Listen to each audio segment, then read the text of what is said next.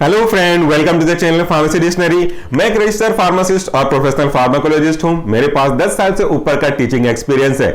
जितने भी medicine review series में आप वीडियोस देखते हैं, सारे के सारे वीडियोस ऑथेंटिक सोर्स से जानकारी के साथ आपके साथ मैं शेयर करता हूं। कॉमन व्यक्ति की तरह ऐसा कभी नहीं होता कि कहीं से भी पढ़ लिया, दो चार बातें देख ली और ओपनली आपके साथ डिस्कस करने लग गए, कॉमन मैन यानी कि बिना किसी फार्मासिस्ट के थ्रू। तो इसलिए आप इस चैनल के दिए गए इंफॉर्मेशन पे आप ट्रस्ट कर सकते हैं। इस चैनल पे हम बात करते हैं कि कोई भी दवाई जिसका यूज आप कर रहे हैं, करने वाले हैं या जिसके ऊपर आप सर्च किए हैं, वो काम कैसे करता है, उसका इंडिकेशन क्या है, उसके केमिकल कॉन्स्टिट्यूएंट क्या है। लेकिन डोज के बारे में हम तब तक डिस्कस नहीं कर सकते जब तक वो डोज खुद उसी प्रोडक्ट में लिखा ना हो, यानी कि ओपनली अवेलेबल ना हो, तब तक हम डिस्क्लोज नहीं करते हैं। चलिए, आज के सीरीज में हम बात करने वाले हैं एक ऐसे ड्रग का जिसका यूज हम तब करते हैं जब आपके ब्लड में शुगर का लेवल ज्यादा होता है। जी हां, आपने बिल्कुल सही समझा। आज हम बात कर रहे हैं ऐसे मेडिसिन की जो कि आपके डायबिटीज को मैनेज करने में यूज होता है।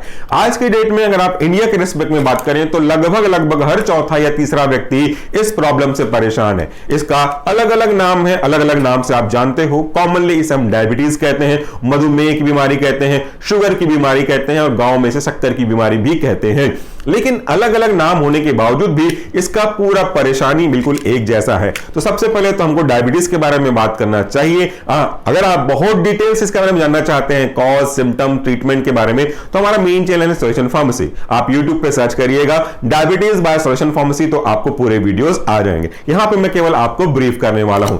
डायबिटीज बेसिकली अलग अलग तरीके के होते हैं, लेकिन हमारे टॉपिक के कंसर्न से सीमित रहते हुए हम बात करेंगे इसके दो टाइप के बारे में। तो दो टाइप है, टाइप 1 और टाइप 2। इन टाइप 1 और टाइप 2 के रेस्पेक्टिवली अलग अलग नाम है, सिनोनिम से कह सकते हैं, समानार्थी शब्द कह सकते हैं।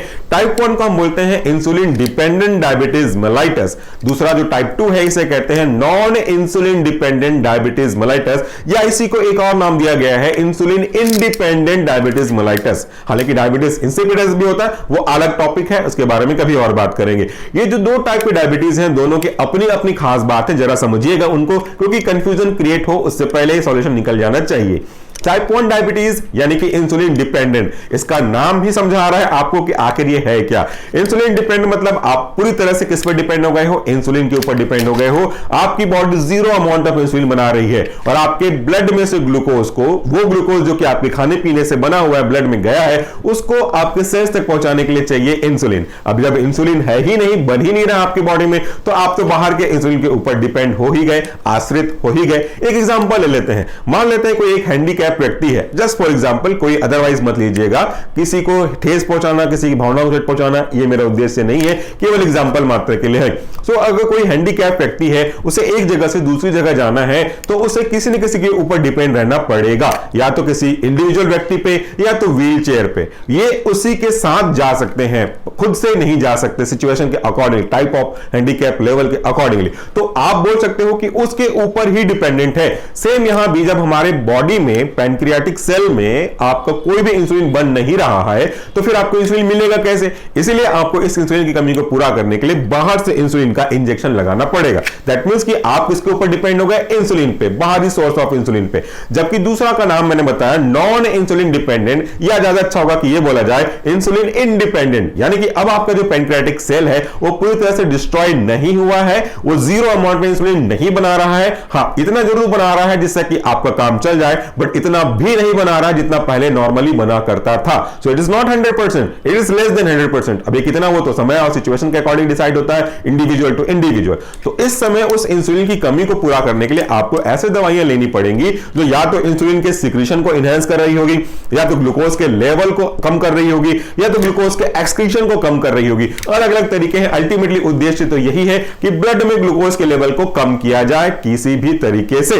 और कम करने का तरीका तो मैंने जैसे बताया कि या तो ग्लूकोज का प्रोडक्शन कम हो, या तो ग्लूकोज का एब्जॉर्प्शन कम हो, या तो ग्लूकोज को यूज करवाने वाले जो एजेंट है यानी कि इंसुलिन, इनका लेवल बढ़ जाए, या अगर कोई डाउन रिसेप्टर की प्रॉब्लम हो गई हो, सैचुरेशन हो गई हो, सेंसिटिविटी कम हो गई हो, उसके ऊपर भी आप काम कर सकते हो। तो आज मेरे हाथ में जो मेडिसिन है, इसका ब्रांड नेम है डापानोर्म ट्रायो। ट्रायो लिखा हुआ है रेड कलर से, इसका मतलब है कि इसमें 3 ड्रग का कॉम्बिनेशन है और इसको बनाने वाली कंपनी है अल्केम लैबोरेटरीज प्राइवेट लिमिटेड, जो कि एक अच्छी जानी पहचानी कंपनी है।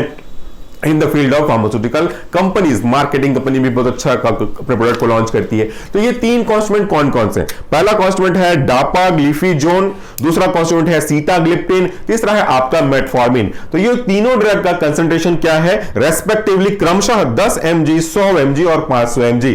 इनके काम करने के तरीके क्या है वो जरा सुनिएगा, बड़ा इंटरेस्टिंग है, आपको बहुत मजा आएगा जब आप ये टैबलेट यूज कर रहे होंगे तो असल में जान पाएंगे कि काम कैसे कर रहा होगा और कुछ सिम्टम को भी समझ पाएंगे कि ये साइड इफेक्ट नहीं है, ये उसी का नेचर ही है अगर ऐसा कुछ हो रहा है तो। सबसे पहले जो आपका कॉन्स्टिट्यूएंट है डापाग्लिफोजिन, ये एक ऐसा ड्रग है जो कि आपके यूरिन से ग्लूकोज के रीअब्जॉर्प्शन प्रोसेस को इनहिबिट करने का काम करता है।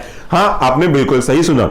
अगर कुछ भी चीज आप खाते हैं तो खाने के बाद उसका डाइजेशन होता है, डाइजेशन के बाद उसमें बनते हैं ग्लूकोज। ये ग्लूकोज आपके ब्लड में पहुंचता है और ब्लड फिर मूव करता हुआ फिल्टर होने के लिए आपके किडनी में पहुंचते हैं। किडनी में बहुत सारे, कई सारे बिलियंस में आपके नेफ्रॉन पाए जाते हैं। ये नेफ्रॉन इस ब्लड को प्योर करते हैं, फिल्टर करते हैं, यूरिन बनाने का काम करते हैं, जिसमें जो अशुद्धि है वो बाहर निकल जाए, जो अच्छी चीजें वापस ब्लड में चले जाए। तो यूरिन फॉर्मेशन के 3 स्टेप होते हैं, शॉर्ट में बता रहा हूं आपको। पहला होता है फिल्ट्रेशन, दूसरा होता है रीअब्जॉर्प्शन, तीसरा होता है सीक्रेशन। दूसरा हमारा काम का है। तो इस तरीके से अगर ब्लड में कोई ग्लूकोज का लेवल ज्यादा है तो वो ग्लूकोज फिल्टर होकर यूरिन की ओर जाएगा, लेकिन दूसरा जो प्रोसेस है रीअब्जॉर्प्शन, वो उसको वापस आपके ब्लड में लेकर के आएगा, क्योंकि उसको लगेगा कि ये ग्लूकोज आपके लिए काम का है, तो यूरिन में जो जा रहा था उसको वापस ब्लड में लेके आएगा। तो जो ब्लड में था वापस से ब्लड में आ गया, तो ब्लड में ग्लूकोज का लेवल तो वैसा का वैसा रहा, सिचुएशन के अकॉर्डिंगली वो बढ़ता जाएगा। लेकिन अगर यही ग्लूकोज फिल्टर होकर यूरिन के थ्रू बॉडी से बाहर निकल जाता तो आपके ब्लड में ग्लूकोज का लेवल थोड़ा कम हो सकता था, depending on the situation accordingly. तो ये हमारे लिए बेनिफिट था, यही काम करता है। ये जो आपका ड्रग है उसी ग्लूकोज के रीअब्जॉर्प्शन को रोक देता है। तो अब अगर रीअब्जॉर्प्शन रुका तो वो जो ग्लूकोज था बॉडी में ब्लड से यूरिन में गया, अब वापस नहीं आएगा, वो यूरिन में ही रहेगा, यूरिन से बॉडी से बाहर निकल जाएगा। तो इस तरीके से ब्लड में ग्लूकोज का लेवल धीरे धीरे धीरे कम होता जाएगा। अब यहां पे एक सिचुएशन हो सकती है, अगर आप कहीं ओपन जगह पे यूरिन पास करते हो, हालांकि ये करना नहीं चाहिए स्वच्छ भारत के अकॉर्डिंगली, बट इन केस अगर आप ये करते हो और थोड़ी देर बाद अगर आप उसको देख पाते हो कि आसपास कोई चींटियां आ रही हैं, तो नथिंग टू वरी अबाउट, क्योंकि ड्रग के थ्रू वो जो शुगर है वो रिलीज हो रहा है। लेकिन अगर बिना ड्रग के ऐसा हो रहा है, इसका मतलब आपका डायबिटीज लेवल थोड़ा ज्यादा है, आपको चेक कराने की आवश्यकता है। दूसरा जो ड्रग है हमारा सीताग्लिप्टिन, ये एक ऐसा ड्रग है जो इंसुलिन के सिक्रीशन को इनहेंस करता है। जैसा मैंने कहा कि इंसुलिन बनता है आपके पैनक्रेटिक सेल से। अब इस केस में टाइप 2 डायबिटीज के केस में पूरी तरह से डिस्ट्रॉय हुआ नहीं है, कम बन रहा है। एक कारण यही है, पूरा इकलौता कारण नहीं, उनमें से एक कारण ये। तो ये जो सीताग्लिप्टिन है उस पैनक्रेटिक सेल से इंसुलिन के बनने के लेवल को, अमाउंट को, रेट को इनहेंस करता है, ताकि ज्यादा मात्रा में इंसुलिन बने। इंसुलिन उस ग्लूकोज को ब्लड से पकड़े और जाके सेल में दे। तो यहां से पकड़ेगा, सेल में डालेगा, पकड़ेगा, सेल में डालेगा। तो इस तरीके से ब्लड से जब निकालते जाएगा तो उसका लेवल कम होता जाएगा। इस तरीके से सीताग्लिप्टिन आपका काम करता है।